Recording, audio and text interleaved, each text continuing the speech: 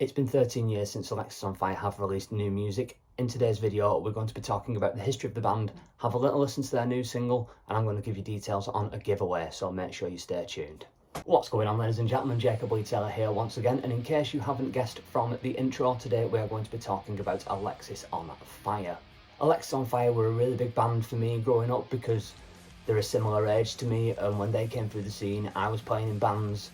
And even though my musical journey went a little bit differently than theirs, it was still really refreshing to see that kids my age could really make something playing this kind of music. For anybody who doesn't know, Alexisonfire were formed in 2001 in St Catharines, Ontario, and featured George Petit on vocals, Dallas Green and Wade McNeil on guitar, Chris Steele on bass, and Jesse Ingelvix on drums.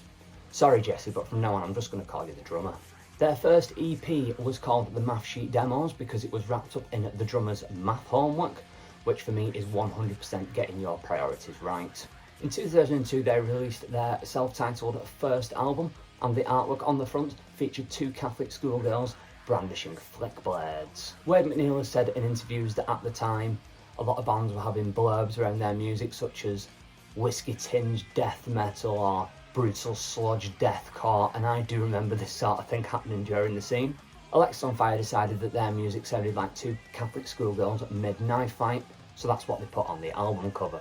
The band spent the majority of 2003 on the road with bands such as Glassjaw, Billy Talent and Rise Against, who are all well worth listening to. The video for the song Pulmonary Artery won Best Video at the 2004 Canadian Independent Music Awards. And the same year the band released their second album Watch Out, which is personally my favourite Alexisonfire album. 2005 the drummer left the band to focus on family life, which you've got to say fair play to, and was replaced by Jordan Hastings of the band Jersey. The song Accidents from that album, which happens to be my favourite song, won the Best Independent Video Award, and they won the Best New Band Award at the 2005 Juno Awards.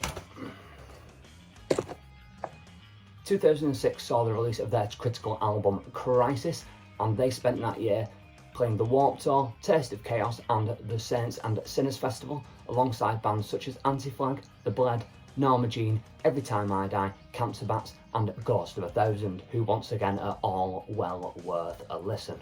The tour produced 3 live albums, one recorded in Manchester, one in Birmingham and one in Brixton, the band wanting to record one in Brixton because of the Clash song. In 2009 the band joined Dynalone Records, which was owned by the band's old manager.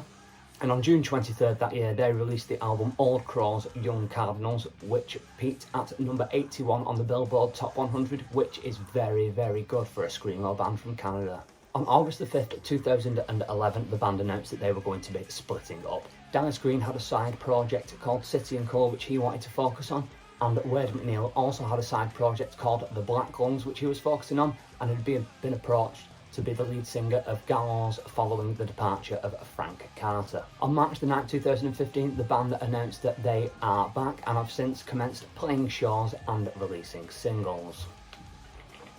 Which brings us right up to the present day. On March the 10th this year, the band announced that they were going to be releasing a new album called Otherness, which will be their first studio album in 13 years. Last week saw the release of the single Sweet Dreams of Otherness, and we're going to have a listen now.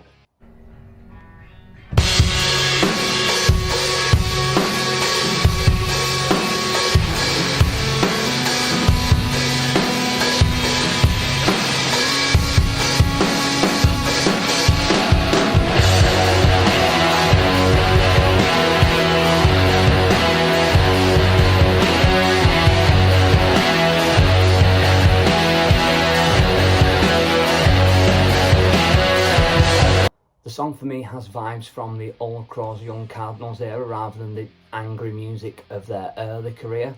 I like the fact that Dallas has got lead vocals more, because I've always thought that Dallas has had a fantastic voice, much more of a mature sound and a good progression from the rest of the stuff that they've done. The two-part harmony thing between Dallas and Wade I think works really well. Dallas's high soaring vocals and Wade's low sort of gritty rumbly vocals work really well together. There's much less of George's screaming, but it's still used, and I think it's used really well within the context of the new music. The single Sweet Dreams of Otherness is available on YouTube and any other platform now, so go over there and give it a listen. and the album Otherness will be released on June 24th, 2002.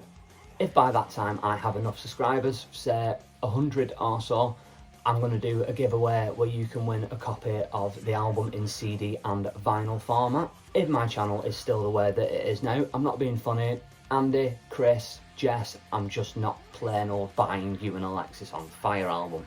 You can come round and you can listen to mine. And then you can go out and buy it, because you should support the band. With all that being said, I'm really looking forward to Alexisonfire's new music, and I hope you guys are too. There's nothing else to be said really, so just make sure that you like, subscribe, listen to heavy metal, and tell your friends to subscribe so one of you has the chance to win an Alexisonfire album.